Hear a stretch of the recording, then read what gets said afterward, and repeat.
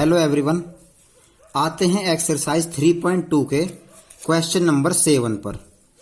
Question number 7 में हमें दो इक्वेशंस दी हुई हैं और उन दोनों इक्वेशंस से हमें एक ग्राफ खींचना है और कह रहा है कि जो ग्राफ हम बनाएंगे एक्स एक्सिस और जो दो लाइन हमारी बनेंगी उनसे एक ट्रायंगल बन के आएगा, एक त्रिभुज बन के आएगा।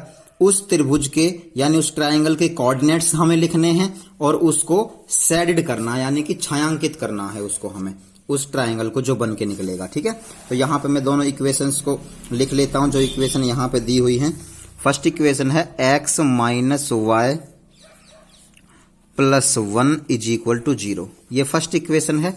और सेकंड इक्वेशन दे रखी है 3x plus 2y minus 12 is equal to 0। ठीक है, ये दो इक्वेशन हमें दी हुई हैं, इनसे हमें एक ग्राफ बनाना है पहले। ठीक है, तो ग्राफ किस तरह से बनाते हैं मैंने आपको पहले सिखाया हुआ है, ज्यादा बताने की जरूरत नहीं है। देखिए, सबसे पहले क्या करते हैं, या तो x को या y को सिंगल रख लेते हैं एक साइड में, उसके बाद उससे हम वैल्यूज निकालते हैं, टेबल बना ले हैं। तो क्या करते हैं, x को मैं रहने देता हूं यहीं पे, y को मैं उधर लेके जाऊंगा, 1 को भी उधर लेके जाऊंगा। तो 1 जब उधर जाएगा तो वो माइनस का हो जाएगा और y उधर जाके प्लस का हो जाएगा, है ना। तो प्लस का तो हो जाएगा y और 1 उधर जाके माइनस का हो जाएगा। समझ आ रही है बात। अब यहां मैं एक टेबल बना लेता हूं इसकी, जिसमें मैं x और y की वैल्यूज निकाल के रखूंगा, ये x और यहां y। ठीक है, तो इस इक्वेशन से हम वैल्यूज निकालेंगे। तो किसकी वैल्यू पुट करेंगे हम, y की, क्योंकि मैंने आपको बताया था जिस साइड में जो वेरिएबल हम सिंगल रखते हैं उससे अपोजिट वाले की वैल्यू हम पुट करते हैं इक्वेशन में।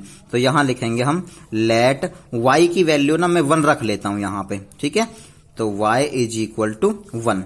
जब y की वैल्यू में 1 रखूंगा यहां पे तो क्या आ जाएगा, x is equal to y की वैल्यू मैंने क्या रखी 1 और माइनस का 1 है पीछे, तो x की वैल्यू क्या आ गई हमारी 0।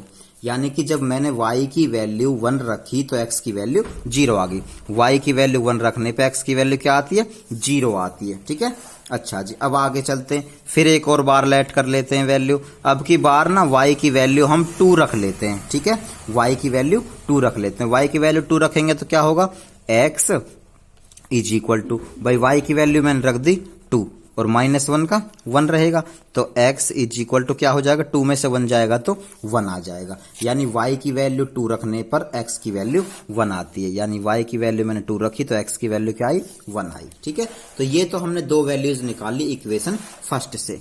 अब चलते हैं इक्वेशन सेकंड की तरफ। ठीक है, ये रही हमारी इक्वेशन नंबर सेकंड। तो इक्वेशन सेकंड में भी वही करना है हमें, या तो हम x को या y को सिंगल एक साइड में रख लेते हैं और बाकी का जो वो है संख्याएं जो हैं, नंबर्स जो हैं, वेरिएबल्स वगैरह, उनको एक साइड लेके चले जाते हैं। ठीक है, तो यहाँ पे हम क्या करेंगे, -12 को उधर लेके जाएंगे, प्लस का हो जाएगा, और 2y को उधर लेके जाएंगे तो माइनस का हो जाएगा। इधर क्या बचेगा, 3x। समझ में आ रहा है। 12 को मैं उधर लेके गया तो प्लस का हो गया, 2y को मैं उधर लेके गया तो माइनस का हो गया 2y। समझ में आ रहा है। अब 3 को मैं इधर लेके जाऊंगा तो ये अपॉन में आ जाएगा, है ना। तो यहाँ पे हो जाएगा ये 12 माइनस 2y और अपॉन में ये 3 आ जाएगा। समझ में आ रही है बात।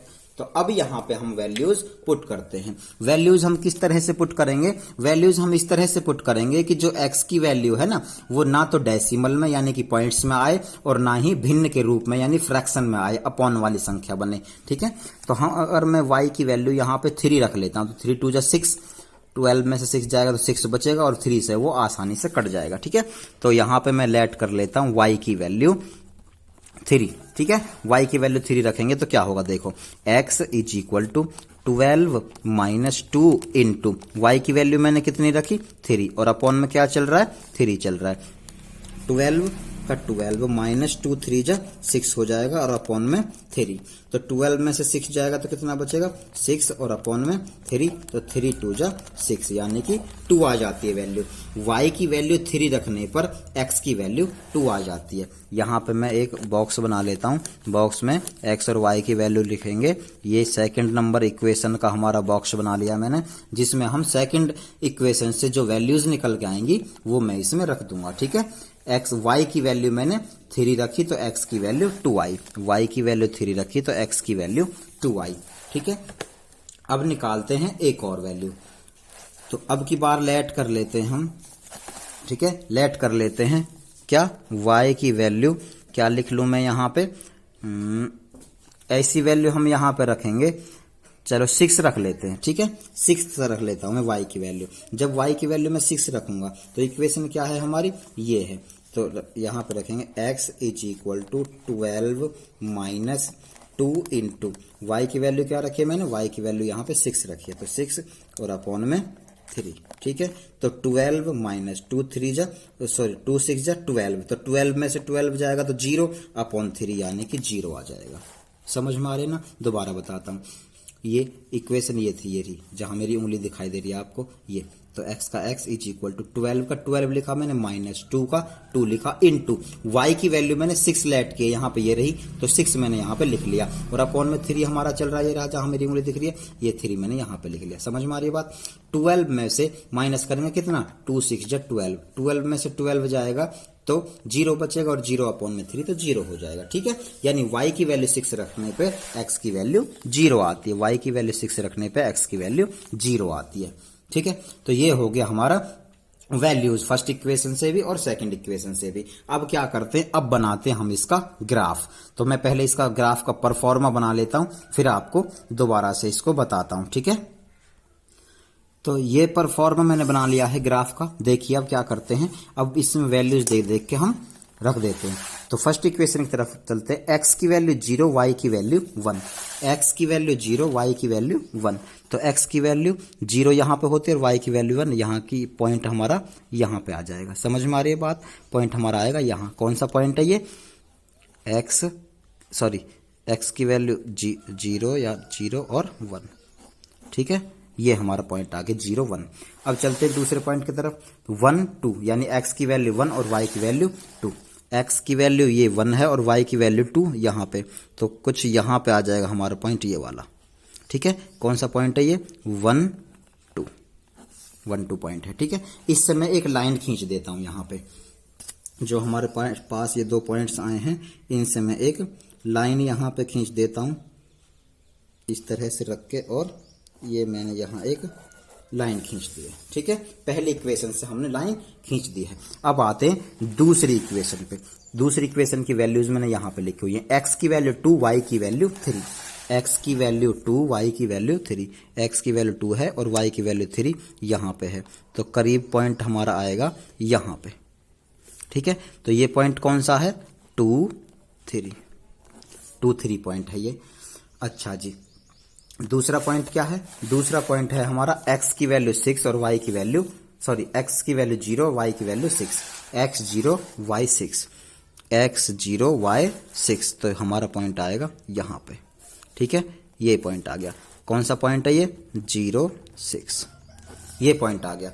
अब 2 पॉइंट्स हमारे जो आ गए इनको भी मैं मिला देता हूं, ये मैं स्केल रख लेता हूं यहाँ पे, और स्केल रख के इस तरह से एक पॉइंट हमारा ये रहा और एक पॉइंट हमारा ये रहा, दोनों पे ऐसे स्केल मिला के और मैं एक लाइन खींच देता हूं ऐसे करके, ठीक है, ये लाइन मैंने खींच दी है। अब हमारा क्या बन गया, ये एक ट्राइंगल बन गया, गौर से देखिए, ये एक लाइन x एक्सिस से जो मिला के बनाना है हमें ट्राइंगल, ठीक है, उसमें कहा गया है कि x एक्सिस को लेते हुए एक ट्राइंगल जो बन रहा है उसके कोऑर्डिनेट्स भी हमें लिखने हैं और उसको हमें शेडेड भी करना है, यानी छायांकित भी करना है, ठीक है। तो ये हमारा ट्राइंगल बन गया, ये दिख रहा है आपको, मैं उसको थोड़ा सा लाइट कर देता हूँ, डार्क कर देता हूँ, ठीक है, ये यहां से ये वाला ट्राइंगल हमारा बन के आ जाता है, ये वाला दिखाई दे रहा ठीक से, ये वाला ट्राइंगल हमारा बन के आ गया। अब इस ट्राइंगल के कोऑर्डिनेट्स हमें लिखने हैं, इसके ट्राइंगल के कोऑर्डिनेट्स, यानी कि ये वाला पॉइंट, ये वाला पॉइंट और ये वाला पॉइंट, इन पॉइंट्स को लिखना है, इन कोऑर्डिनेट्स को लिखना है। तो यहाँ पे जब इधर चलेंगे हम तो यहाँ पे -1 आ जाएगा, -1, यहाँ पे -2, यहाँ पे -3, ऐसे करके, है ना। तो इस वाले पॉइंट्स के कोऑर्डिनेट्स क्या हो जाएंगे, इस वाले पॉइंट के कोऑर्डिनेट्स हो जाएंगे -1 और y की वैल्यू 0, तो -1 और 0। इस वाले पॉइंट के कोऑर्डिनेट्स ये हो गए। इस वाले पॉइंट के कोऑर्डिनेट्स क्या हो जाएंगे, इस वाले पॉइंट के कोऑर्डिनेट्स हो जाएंगे भाई 3 और 4 के बीच में है ना, तो 3.5 कि x की वैल्यू तो 3.5 और y की वैल्यू 0, यानी कि 3.5 और 0 इस वाले पॉइंट के कोऑर्डिनेट्स। और इस वाले पॉइंट के कोऑर्डिनेट्स क्या हो जाएंगे, इस वाले पॉइंट के कोऑर्डिनेट्स करीब 3 के आसपास यार आए, हम थोड़ा सा वैसे बना रहे हैं इसलिए, ठीक है। तो 3 आएगा ये, और 3 और सॉरी यहाँ पे ये आएगा 2 और 3 पॉइंट था, ये वाला जो पॉइंट है ना, यही वाला पॉइंट आ जाएगा, ठीक है, 2 और 3। तो ये तो हो गया हमारे इस ट्राइंगल के जो कोऑर्डिनेट्स हैं ये, ठीक है, निर्देशांक ये लिख दिए। अब इसको क्या करना है, इसको शेडेड करना है, ठीक है, कुछ इस तरह से हम इसको शेडेड कर देते हैं। ये बन गया हमारा ट्रायंगल, उसके हमने कोऑर्डिनेट्स भी लिख दिए हैं और उसको छायांकित भी यानी कि शेडेड भी कर दिया है, ठीक है। तो ये था हमारा क्वेश्चन नंबर 7 एक्सरसाइज 3.2 का। इसी के साथ साथ ये एक्सरसाइज हमारी खत्म हो जाती है और इस एक्सरसाइज को आपको बड़े अच्छे से अपनी नोटबुक में कॉपी करना है, ठीक है, साफ साफ तरीके से, और इसको रिवाइज भी करना है अच्छे से, ठीक है। तो ये है हमारा क्वेश्चन नंबर 7। कल हम आपको कराएंगे एक्सरसाइज 3.3। तो आज ये एक्सरसाइज हम खत्म कर चुके हैं, कल से हम नेक्स्ट एक्सरसाइज स्टार्ट करेंगे।